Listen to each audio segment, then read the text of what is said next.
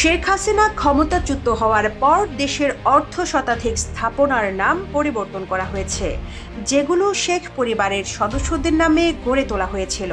ধানমন্ডি ৩২ নম্বরের বাড়িসহ শেখ মুজিবুরের নামে থাকা বিভিন্ন ভাস্কর্য ও মুরাল ভেঙে ফেলা হয়েছে।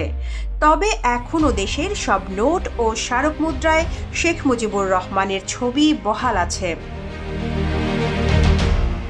অপচয় রোধে ঈদ উপলক্ষে নতুন টাকার নোটেও শেখ মুজিবুর রহমানের ছবি রাখছে কেন্দ্রীয় ব্যাংক।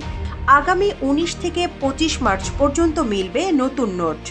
ব্যাংকের ৮০টি শাখা ও বাংলাদেশ ব্যাংকের বিভিন্ন কার্যালয় থেকে গ্রাহকরা নিতে পারবেন নতুন ৫, ২০ ও ৫০ টাকার নোট। কেন্দ্রীয় ব্যাংক বলছে, শেখ মুজিবুরের ছবি সংবলিত বিপুল নোট ছাপানো আছে, তাই বাতিল করলে বিশাল অর্থের অপচয় হবে। যমুনা রাইস কুকারে আছে 3-in-1 function. Jamuna rice cooker, smart রান্নায় আধুনিক জীবন। বাংলাদেশ ব্যাংকের মুখপাত্র আরিফ হোসেন খান জানান, বাজারে প্রচলিত বিপুল পরিমাণ নোটে শেখ মুজিবের ছবি থাকায় তা বাতিল করলে বিশাল অর্থনৈতিক ক্ষতি হবে। তাই আপাতত আগের ডিজাইনের নোটই বাজারে ছাড়া হচ্ছে। তবে আগামী এপ্রিল থেকে মে নাগাদ জুলাই বিপ্লবের গ্রাফিতি সহ নতুন নোট বাজারে আসবে।